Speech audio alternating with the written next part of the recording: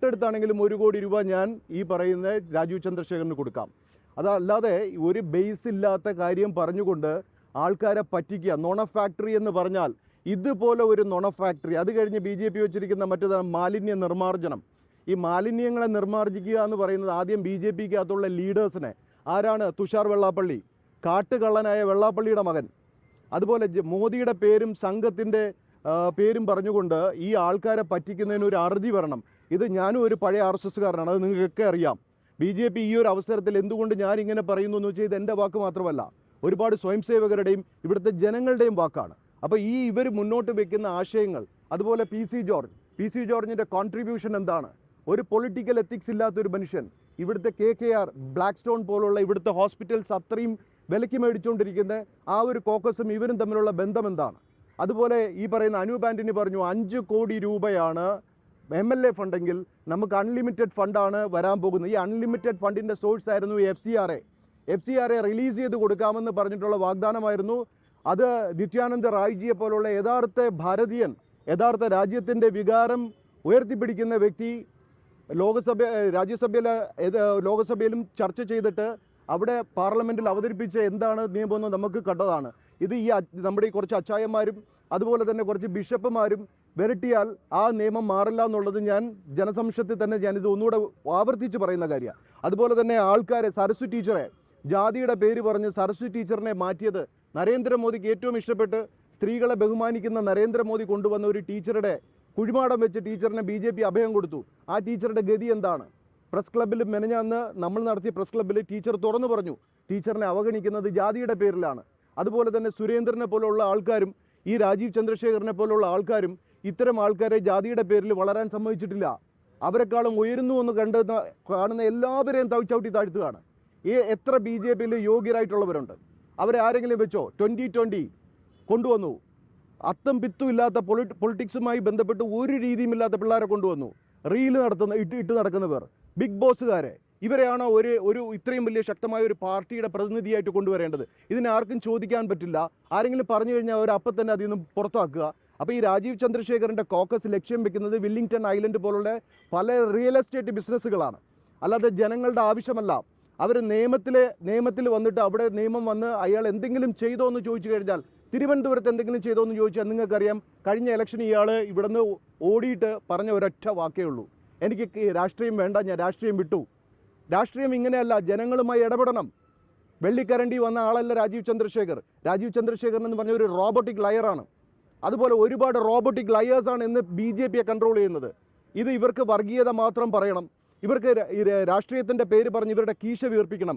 AN രാധാകൃഷ്ണൻ്റെ അഴിമതിയെക്കുറിച്ച് ഇവരെന്തെങ്കിലും വെളിയിൽ പറഞ്ഞോ? പിണറായി വിജയൻ്റെ സ്വർണ്ണക്കൊള്ള മാത്രമാണ് ഇവിടെ പറയുന്നത്. ഇപ്പോൾ ചോദിക്കും, ഞാൻ ഇങ്ങനെ പറഞ്ഞാൽ ഞാൻ പിണറായി പക്ഷമായി.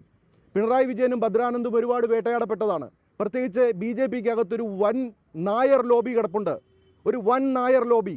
അത് ഈഴവന്മാർക്കോ ഹരിജന്മാർക്കോ താഴോട്ടുള്ളവർക്കോ വളരാൻ അവർ സമ്മതിക്കില്ല. ഇത് പിണറായി വിജയനെ ഇന്ന് ഇത്രയും രീതിയിൽ ആക്രമിക്കുന്നത് കേരളത്തിൽ ഒരു ഈഴവ മുഖ്യമന്ത്രി ആയതുകൊണ്ടാണ്. ഇത് ഞാൻ ജാതി പറയുന്നതല്ല.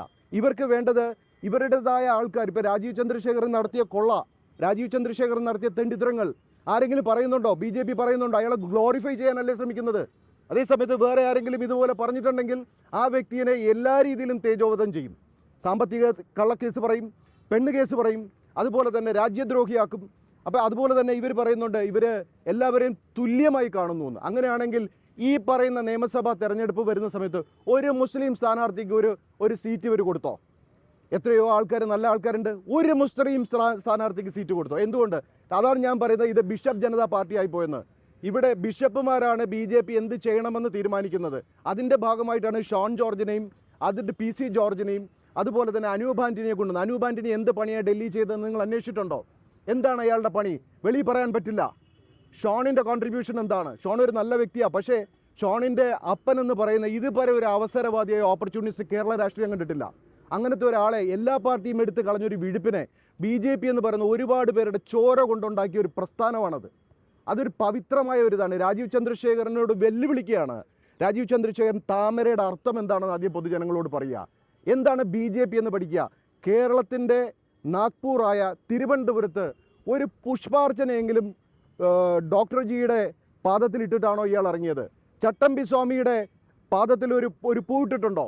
ശ്രീനാരായണ ഗുരുവിൻ്റെ അവിടെ ശിവഗിരിയിൽ പോയിട്ടുണ്ടോ? അവിടെ പോയി നമസ്കരിച്ചിട്ടുണ്ടോ? ഇതൊന്നുമില്ല. അയാൾ ഓടിയത് ആദ്യം എങ്ങടാ? ബിഷപ്പിൻ്റെ ജിമ്മിൽ പോയി പുഷപ്പ് അടിച്ചിട്ട് വന്നിട്ടാണ് ഇയാൾ ഈ കഥ പറയുന്നത്. ഇയാൾക്ക് വേണ്ടത് ബിഷപ്പുമാരുമായിട്ടുള്ള ബിസിനസ്സാണ്, അല്ലാതെ ഹിന്ദുക്കളുടെ പ്രശ്നമല്ല, ജനങ്ങളുടെ പ്രശ്നമല്ല.